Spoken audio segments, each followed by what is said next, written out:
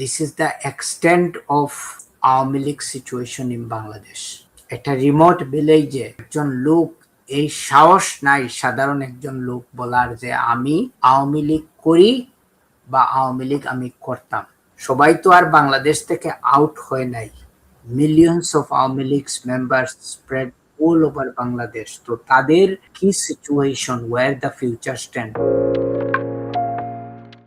ধন্যবাদ তাজ ভাই, কলে চলে যাই। আসসালামু আলাইকুম। আসসালামু আলাইকুম। আমার নাম জি ইয়াসিন। নাশিদ ভাই এবং তাজ ভাই, আমি প্রতিনিয়ত আপনাদের শুনি আর কি, উপকার হয় অনেক।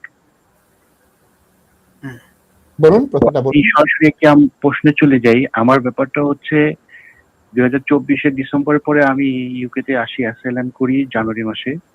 তো এর চলাকালীন সময় আমার কেসটা রিফিউজ হয়ে যায়। তারা বলে আমার কেসটা তারা বিশ্বাস করছে না, কিন্তু কেসের কাগজপত্র সবই দিয়েছিলাম।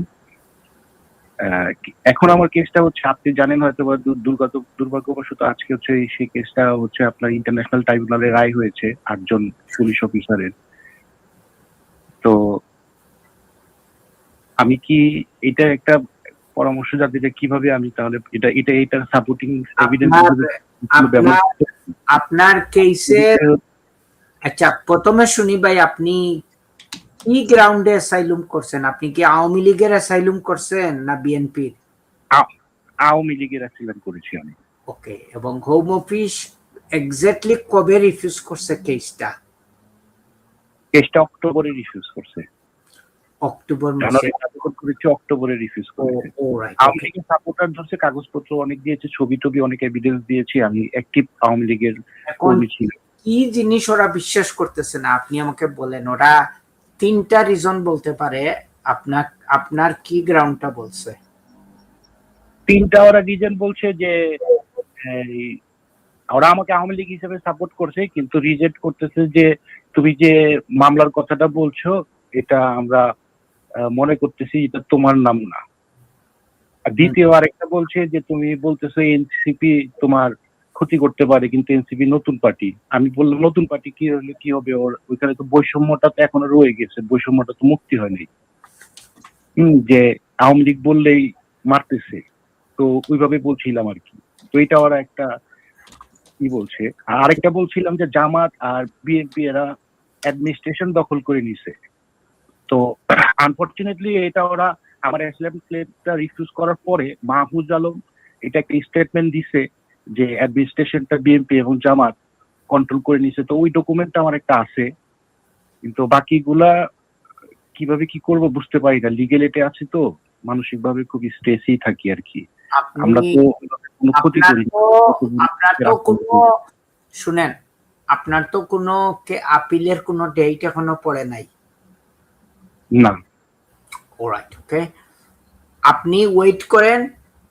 যা হওয়ার হয়ে গেছে, এটা নিয়ে টেনশন করে কোনো লাভ আছে নি। এবং আপনি ডকুমেন্ট দিছেন এবং ওরা বলক যে কেন is not belongs to you, এবং ওরা প্রমাণ করুক এবং আপনি গুড প্রিপারেশন নেন। এবং আপনারা যারা আওয়ামী লীগের যে অ্যাসাইলুম কেসগুলো আছে, একটা হচ্ছে কি আপনারা খুব সিনিয়র লেভেলের Awami League who fled to United kingdom.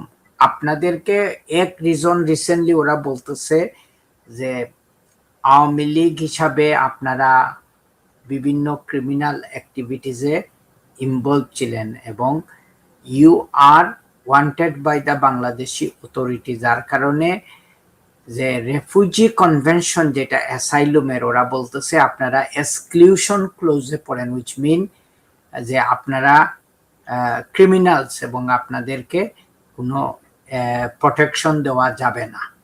এটা আপনারা প্রমাণ করতে হবে যে cases or if you are wanted by the authority, এটা politically motivated।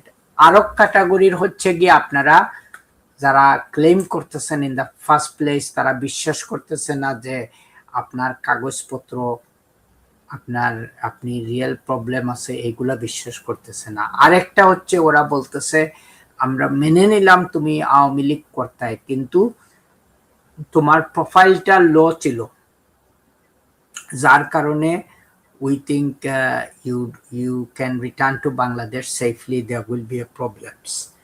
তো আপনার প্রশ্নের উত্তরে যেটা বলি দর্শক, আমি তো since the fall of Awami League দর্শক, আমি গেছি বাংলাদেশে কয়েকবার, এবং আমি নর্মালি আমার গ্রামের বাড়িতে সময় স্পেন্ড করি দর্শক। এখানেই আমার I feel like a heaven for me to spend time দেয়ার।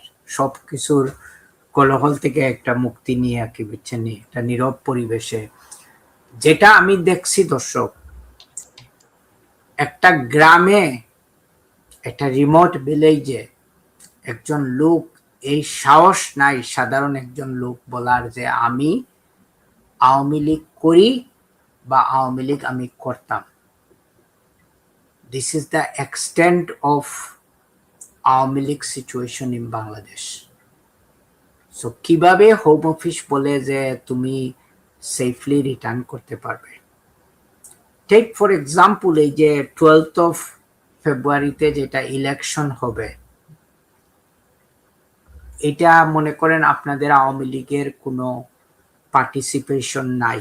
আমার দুইটা প্রশ্ন দর্শক, আমি একটা জিনিস সবসময়ই অবজার্ভ করি, এই যে ইউরোপিয়ান ইউনিয়ন, ইন্টারন্যাশনাল কমিউনিটি বলে যে ইয়েস আমরা অবজারভার হিসাবে থাকবো, আমরা দেখবো প্রপার ইলেকশন হয় কিনা। একটা প্রশ্ন আমি সবসময় খুঁজি আনসার, যে what is their comment in relation to no participation from Awami League? Whatever it is the biggest political party in Bangladesh. সবাই তো আর বাংলাদেশ থেকে আউট হয় নাই। Millions of Awami League's members spread all over Bangladesh. তো তাদের কি situation, where the future stands? So এই তিন ক্যাটাগরির আমরা রিফিউজাল গুলা দেখতেছি, এবং ইনশাল্লাহ আমি ব্যক্তিগতভাবে ওই তিন ক্যাটাগরিরই কিন্তু আমার কাছে আওয়ামী লীগের অ্যাসাইলুম আছে, অনেকের রিফিউজাল হইছে, আপিলে পেন্ডিং আছে, এবং অনেকের কিন্তু পেন্ডিং অবস্থায় হোম অফিসে রেখে দিছে, বিকজ অনেকের হয়তো দেশে তারা ইনভেস্টিগেট করতেছে যে is this the document genuine, ওই লোকটার ব্যাকগ্রাউন্ড কি। সবাই আশা ছাড়বেন না, আপিলের সময় আসুক, এবং আমি মনে করি যে আফটার ইলেকশন ইন বাংলাদেশ হয়তো হোম অফিস তাদের বাংলাদেশের পলিটিক্যাল সিচুয়েশনের উপর হয়তো একটা গাইডলাইন্স দিতে পারে, এবং এই গাইডলাইন্সে আমরা জানি না যে আওয়ামী লীগ সম্পর্কে ওরা কি বলবে না বলবে, ইলেকশন সম্পর্কে কি কমেন্ট করবে না করবে, we do not know. So far we are not seeing any big hostility against the Awami League in terms of political campaigns. জামাত বলেন, বিএনপি বলেন, আমি যেটা দেখতেছিলাম মনে করছিলাম আন্টিসিপেটেড যে এতটুকু হয়তো ওপেন পাবলিকে করা হবে, but this is not to that extent. I hope you can understand what I'm trying to explain. So আপনারা ওয়েট করেন, এবং আমি মনে করি যে একটা সিপিন আসবে, এবং আমি চেষ্টা করতেছি যে ডিসেম্বর ইলেকশনের পরে, after election, I do want to obtain an expert report in relation to the situation in Bangladesh. If there is a no home office CPIN, যদি আমি এটা obtain করি on behalf of some of my clients who have an appeal pending, হয়তো এক সময় আপনাদের সাথে আমি শেয়ার করব এই জিনিসটা। সো আপাতত আনটিল দেন আপনারা ওয়েট করা ছাড়া কোনো কিছু করার নাই। And I also tell my clients যাদের আপিল পেন্ডিং আছে আওয়ামী লীগের, যে আপাতত কিছু করার দরকার নাই, আমরা আপিলের প্রিপারেশনও করব না, আমরা একটু পজ ধরব, যেহেতু আপনাদের হাতে সময় আছে। Let's wait and see what happen. এবং ইন দ্য মিন টাইম আপনারা যদি এখানে কোনো আওয়ামী লীগের অ্যাক্টিভিটিসে আপনারা যদি জড়িত হন, আপনারা জেনুইন ভাবে জড়িত হবেন, কিন্তু আমি রিকোয়েস্ট করতেছি আপনারা ফটো অপরচুনিটির জন্য ওই জিনিসটা আপনারা করতে যায়েন না।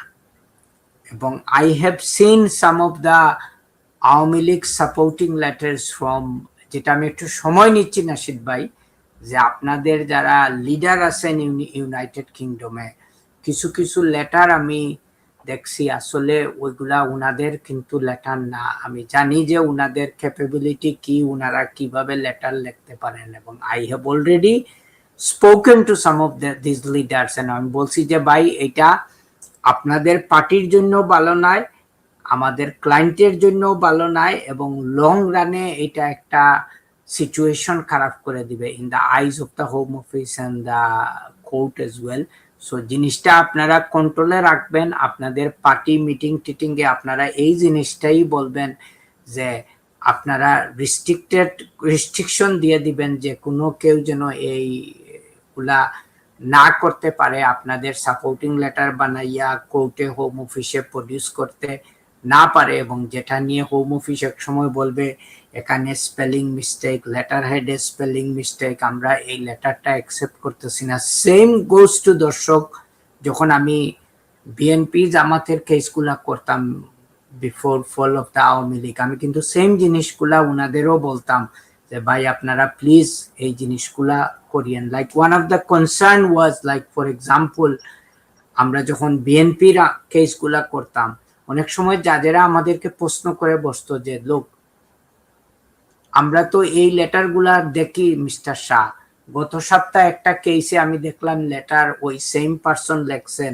কিন্তু এখন দেখি তোমার ক্লায়েন্টের জন্য ওই লেটারটা দেখা যায় অন্য ফরম্যাটে হয়ে গেছে, even I remember the signature, কিন্তু ওইটা ওই লোকের সিগনেচার না আমি জানি। তো এটার আপনি কি উত্তর দিবেন? সো প্লিজ এইগুলা আপনারা একটু খেয়াল রাখবেন, বিকজ এগুলা আপনাদেরও হেল্প করবে, আপনাদের পার্টিতেও হেল্প করবে, আমাদেরকেও হেল্প করবে, এন্ড লং রান আমার কমিউনিটির মানুষ যাদের জেনুইন প্রবলেম আছে, দেশে যেতে পারতেছে না, তাদেরকেও হেল্প করবে নাশিদ ভাই। তাজ ভাই, এই দর্শককে বলবো, উনি একটি মামলার কথা বলেছে যেটা হোম অফিস বিশ্বাস করেনি। এই ক্ষেত্রে আমি বলবো ডকুমেন্টেশনে যাবেন, 17 পৃষ্ঠা এবং 21 পৃষ্ঠায় চলে যাবেন। এটার আপনার লিগ্যাল এইড আইনজীবী কি করবে আমি জানি না। বাংলাদেশ সরকার এদেশের ফ্রড বন্ধ করার চেষ্টা করছে। 24 সালের ডিসেম্বর মাসে বলতেছে হোম অফিস, আর 2002 সালের তানভীর আহমেদ কেস এটার বিরুদ্ধে নিয়ে আসে, যে তানভীর আহমেদ কেস অনুযায়ী আমি এটা মানছি না, এটা দেখানো যাবে। 21 পৃষ্ঠায় বলে দেওয়া আছে কিভাবে করে ফিল্ড ট্রিপ নিবে, কিভাবে করে কোর্ট থেকে ভেরিফিকেশন আনবে, কিভাবে পুলিশ স্টেশন থেকে ভেরিফিকেশন করবে। এই চ্যালেঞ্জ করতে হবে। এই চ্যালেঞ্জগুলো আমি যতজন আইনজীবী যাদের সামনে করেছি তারা মেনে নিয়েছে। শুধু একটাই বলেছে, বাংলাদেশের যে রিলোকেশনে জিততে পারবে, থাকতে পারবে, ওই একটাতে আটকিয়ে দেয়। সুতরাং আপনাদের রিলোকেশনটা দেখতে হবে, এবং এই তথ্যগুলো যদি দেন আপনাদের কিন্তু অসুবিধা হবে না, এবং আপনার মামলার আপডেটেড ডকুমেন্ট দেন যে আপনার মামলার বর্তমান অবস্থান কি, এটা আপনাকে সাহায্য করবে। তাজ ভাই,